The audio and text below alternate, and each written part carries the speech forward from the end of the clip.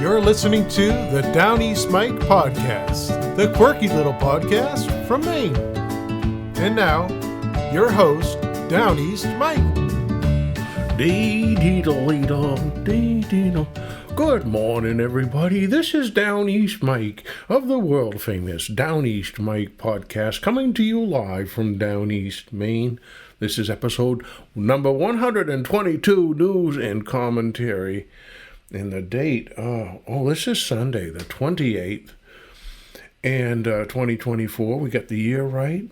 Our motto here is, some of this is whimsy, some of this is true, and the interpretation of it all is entirely up to you. We have no mean words here on the Downeast Mike podcast. On today's episode, we have boomers expecting to work forever, and that was from 1998. They were lamenting their retirement prospects. The Eiffel Tower is good for 23 years, engineers were saying. That was in 1928. I think the Eiffel Tower is still there. We have a doctor practicing telemedicine. That was from 1913. And milk getting tested for tuberculosis, and that was in 1896.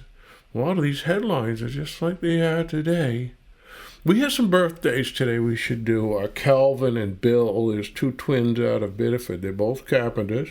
They're obviously the same age, but they've been carpenters for years. They went to school together and separated briefly, and one of them went off to the Navy, and the other one joined the Coast Guard. I guess they both like water, but they ended up being carpenters here in Biddeford, and happy birthday to them. They're both 58 years old, hard-working fellas. Happy birthday to them. Our word of the day is, we had one, it just didn't set right with us this morning, so we changed it. We have that prerogative. Our word of the day is boondoggle. Boondoggle. And the first explanation of it is a braided cord worn by Boy Scouts as a neckerchief slide, a hat band or an ornament, or boondoggle could also be which is what we really think of, a wasteful or impractical project or activity, often involving graft, i.e. the project is a complete boondoggle, over budget, behind schedule, and unnecessary. An intransitive verb, boondoggle is. And they talk about the origins of it. It popped up in the early 1900s. Lots of people tried to explain where the word came from. One theory traced it to the Ozakian word for gadget, and another related it to the Tagalog word that gave us boondocks. Another hypothesis suggested that boondoggle came from the name of leather toys that Daniel Boone supposedly made for his dog. I can't picture Daniel Boone sitting around making toys for his dog. But the only theory that is supported by evidence is much simpler. In the 1920s, Robert Link, a scoutmaster for the Boy Scouts of America, apparently coined the word to name the braided leather cords made and worn by scouts. And then the word came to prominence when such a boondoggle was presented to the Prince of Wales at the 1929 World Jamboree. It's been with us ever since. And over time, it developed the additional sense describing a wasteful or impractical project. Illness of the instant today on the Downeast Mike podcast is antenna hanger's angst. And that occurs when you're hanging the antenna on the side of the house and the roof, and you have the angst of getting up and down the ladder to go back in and scan the channels. There's probably a practical way to do it where you wouldn't develop the angst, but I don't know what that would be. The best thing is to have somebody on the inside, and maybe you call them on the cell phone and say, scan again, tell me what channels you're getting. I've got to be able to get WABI out of Bangor, and I've got to get something out of Portland, so I have that raw balance of fair and balanced news, so you know what's going on. Antenna hanger's angst, an illness of the instant. This day in 1998, the boomers Well, reshaping retirement. That was Associated Press headline. 43-year-old Ken Carroll doesn't foresee the day when he can quit work and kick back, not with 3 kids to put through school. I don't ever expect to retire, jokes Carroll, who works for Entergy Corp in Washington. Baby boomers like Carroll grappling with decisions about when to wind up their work lives and how much money they'll need to live comfortably could alter the face of retirement in America. Longer lifespans, worries over Social Security, and a simple desire to keep working all may play a part, experts say. They predict that phased-out retirement plans and part-time consultant work after retirement will become hallmarks of the 21st century. And as more older workers want to keep working, age discrimination suits may also grow. Baby boomers have pretty much looked at the world as their oyster, and pretty much society has accommodated them, said Sarah Ricks of the AARP. It's going to be rather tough for employers to treat them cavalierly. The number of men and women ages 45 to 54 in the labor force jumped. They go on with some numbers there. Just interesting. That's a story of 1998, and it's still being chattered about today. Also, a significant story on Mount Desert Island. Police are looking for a 1988 yellow Ford station wagon that's missing a hubcap in the aftermath of a Sunday afternoon incident at Echo Lake. Dispatcher Mike Kelly said John Pettygrove of Southwest Harbor reported extensive damage to his new car after the wagon threw a hubcap as it passed him on Route 102 at approximately 2 p.m. The hubcap broke the grill on Pettygrove's car, cut a tire, and severed several hoses, Kelly said. You imagine that hubcap coming at you. That must have been pretty scary this day in 1998. We had some other court news that's pretty impressive. A Bangor woman who told police she was the victim of an assault was herself arrested for the incident over the weekend. Taylor Masters, 33, told Bangor police early Saturday morning that she was in an argument with a man and he had grabbed her throat and pulled her hair. She said he had also threatened to have her killed by a man who she said had burned her arm with a cigarette some time ago. Officer Brad Johnston couldn't find any marks on her neck. He said Masters reported that the two had argued at a friend's house, although the friend said the man hadn't been there. The alleged assailant was located around 1:30 a.m. walking along Ohio Street. The man had a scratch on his upper lip and forehead, and his right eye was swollen and discolored to black, blue, purple, and yellow. This is the kind of reporting you don't get today. The man told Nichols he'd been sleeping on Masters' couch when she woke him up and yelled at him. They argued. She reportedly hit him, choked, and bit him. He said he left before the situation escalated, and he wound up going to jail.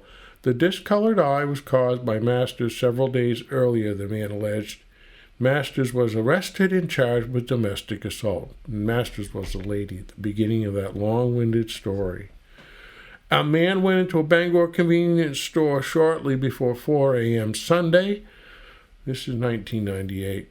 He bought 2 hot dogs and grabbed the latest issue of Club magazine. He fled the store without paying for the publication. This is a kind of crime we just don't have today. Of course, we don't have magazines. Looking in his rearview mirror, Bangor police officer Ed Potter watched as a car rapidly approached him from behind early Saturday morning and came close to hitting his cruiser.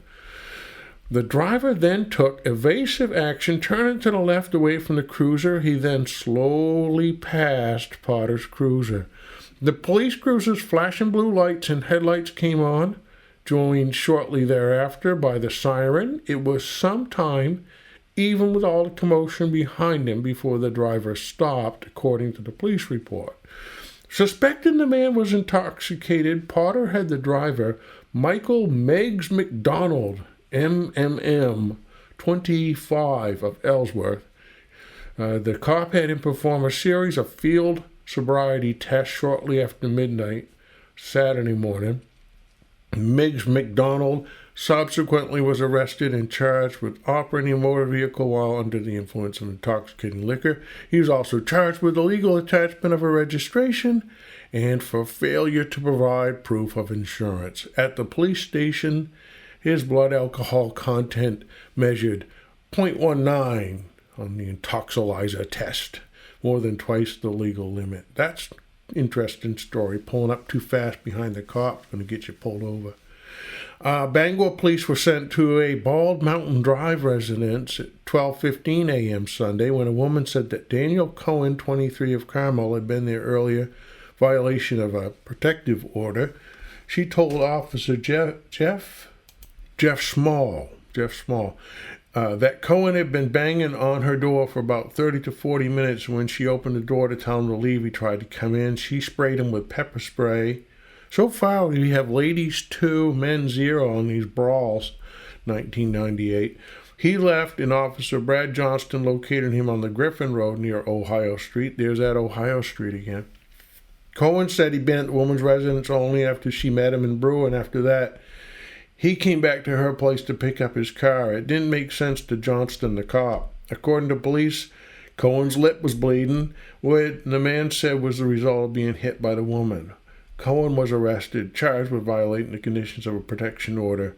Johnston reported finding a small bag of marijuana hidden in Cohen's shoe and charged him with possession of marijuana.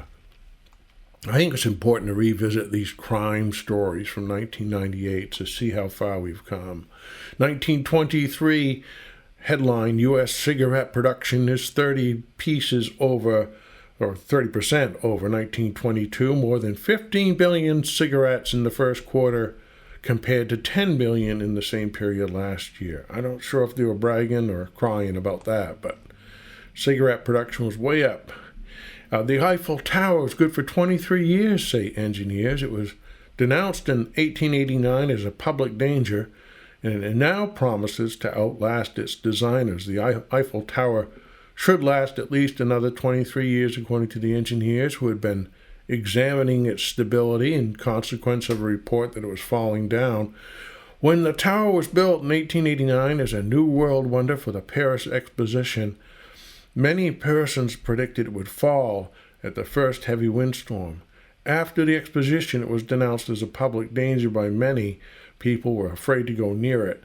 The designer, Alexander August Eiffel, maintained that it would stand for 20 years, and now it promises to outlive him as he is in his 91st year.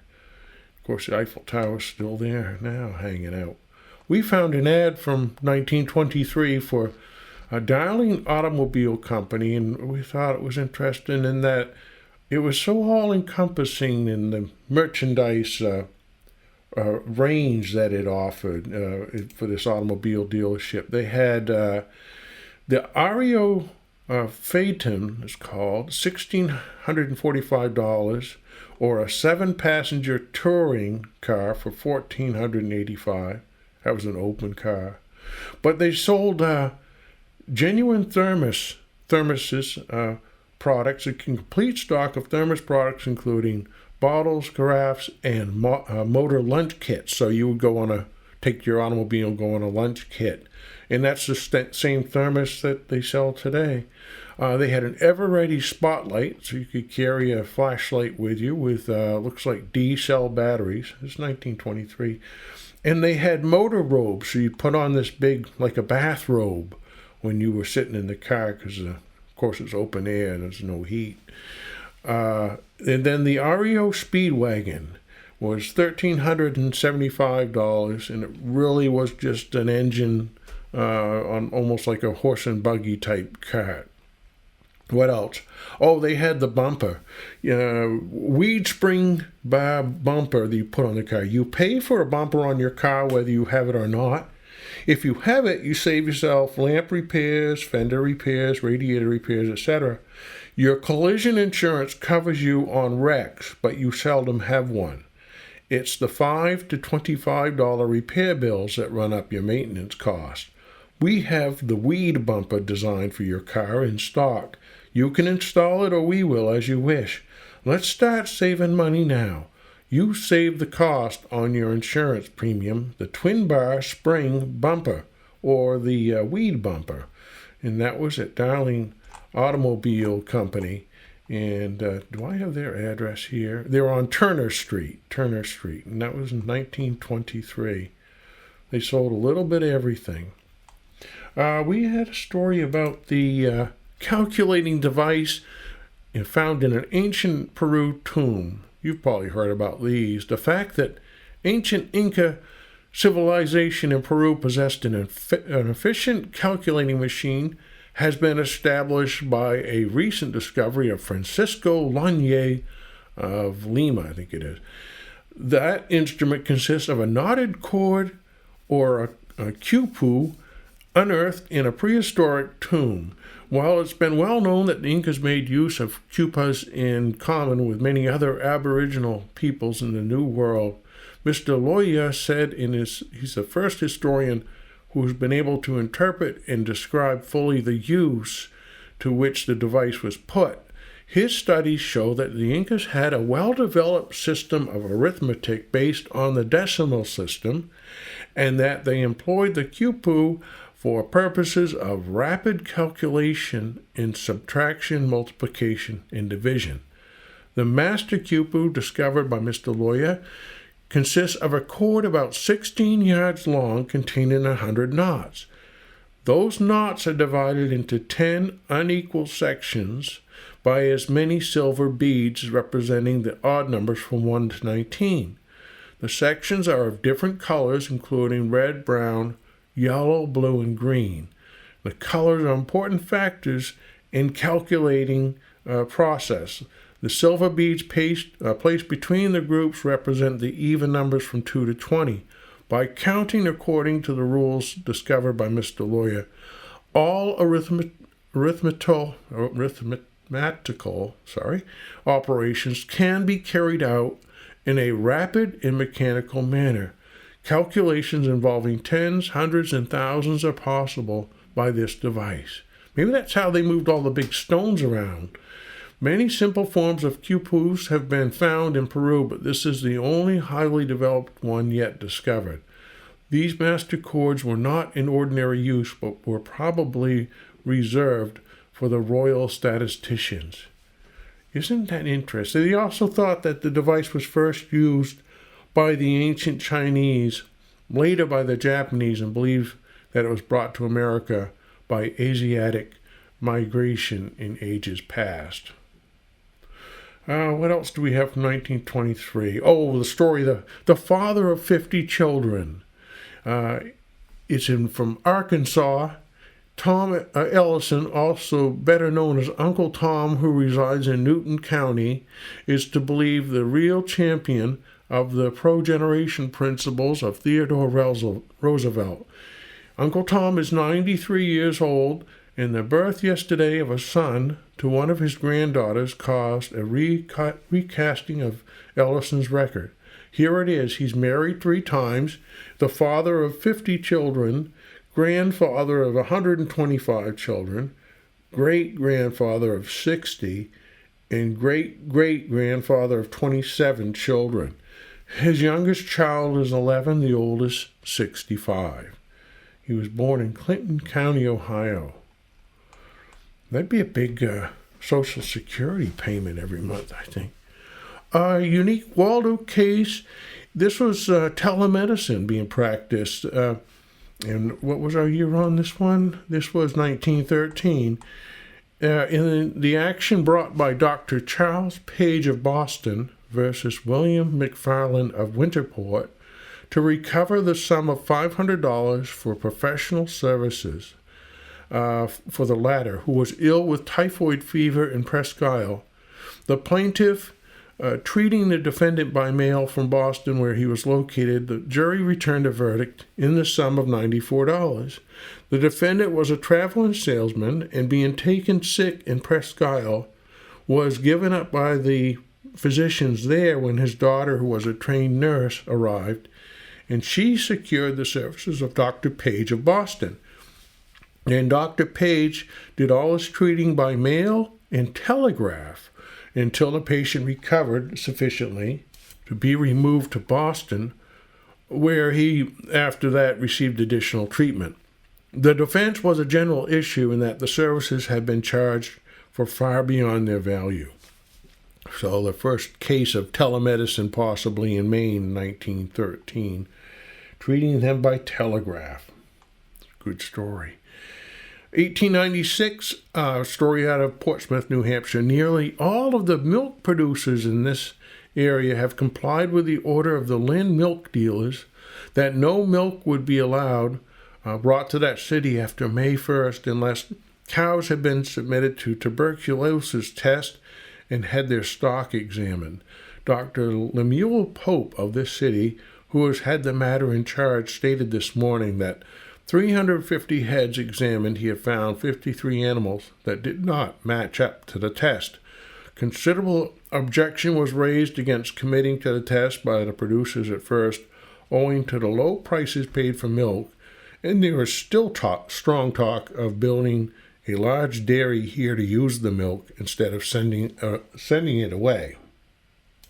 Trolley cars were heavily in use at this time, 1896. They were a great source of death, actually. A lot of people killed. Little Mary Fitzsimmons, 5 years old, was killed by an electric car in Boston on Monday night. The motorman was arrested. Sounds like drunk and running the trolley.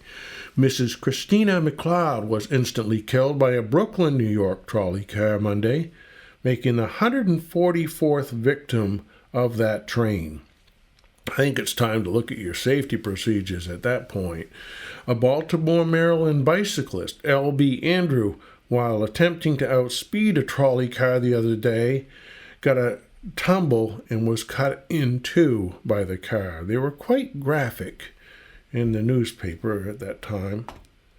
Chicago physicians are experimenting with x-rays on a man sick with consumption. A little medicine progress. That's enough news, I think. And we're going to look at our main mammal of the moment, which is the pilot whale. The pilot whale. It's either of two species of small, slender-toothed whales of the dolphin family. They're characterized by a round, bulging forehead, a short, beak-like snout, and slender, pointed flippers. The short-finned pilot whale and the long-finned pilot whale are similar in appearance, except for the pronounced difference in flipper length between the two species. They're found all over the world except the Arctic. However, the long-finned pilot whales are not found in tropical waters. Both long-finned and short-finned pilot whales are about 13 to 20 feet long. Males of both species are larger than the females. They're an all-black whale, but some individuals have a pale, elongated, anchor-shaped mark around the throat and chest. They're highly gregarious. Pilot whales live in groups numbering from dozens to hundreds or even thousands of individuals, and they feed mainly on squid. So we don't really see those too much close to shore in Maine. I think you'd see them, you'd have to be off in the Gulf of Maine before you run into the pilot whales. They live to be about 50 years. Females live about 63 in average, but the males only live 46. They've been kept in oceanariums where they're sometimes trained to perform, and the U.S. Navy had attempted to train them to attach devices to stray torpedoes. Some areas, pilot whales are still hunted, which is unfortunate, of course. They subject themselves to mass stranding. There's one just went on a couple days ago in Australia, a little bit south of Perth, and in that stranding, there's more than 100 whales. They managed to return most of them to the sea. There 130 whales were returned to the sea after a total of 160 were beached. At least 28 whales died. Like other members of the whale species, pilot whales are highly sociable. They're often looking out for each other, especially if a member of the pod falls sick or is injured. The remaining whales will play this amazing role, one of the marine biologists said. When they're out at sea in deep waters, there's nothing that can disturb that care process. But if an injured whale ends up near shore, there'll be a lot of hazards for the pod that come along and will get in the way. Echolocation doesn't work properly, and before you know it, you've got a whole family stranded. He pointed to a newly born calf he had spotted among the stranded group in Australia. There was this little baby that still had creases down its body and its umbilical cord attached, Wise said. That may or may not have been a factor of why these animals got to the point of stranding. That is the pilot whale, the main mammal of the moment. Do forecast for today. Today is a chance of showers, a high near 60 though, so we're moving along on spring. Tomorrow, Monday, looks really, really nice, sunny. There were just a few clouds in the sky at a high temperature of 66 degrees. Looking throughout the week, partly cloudy and daytime highs in the 60s. That's the forecast for Maine. And that's the podcast for today. This is Downeast Mike. Thanks for listening. Until next time, it's Downeast Mike wishing you and your loved ones a day that is full of grace, love, and kindness. We'll see you.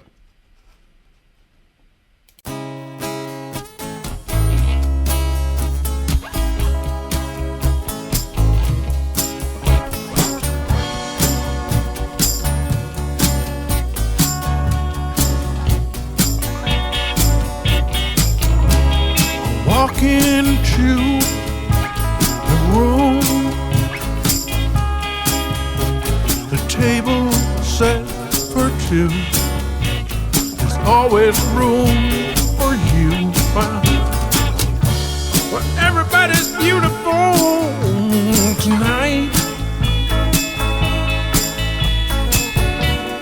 Everybody's dancing here and feeling alright. Everybody's beautiful tonight under an artificial moon.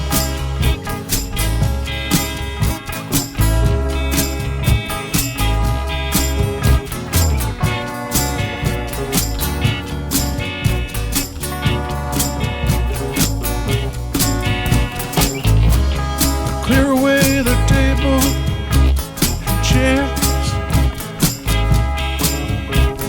making room for dancing, making room for all our little cares.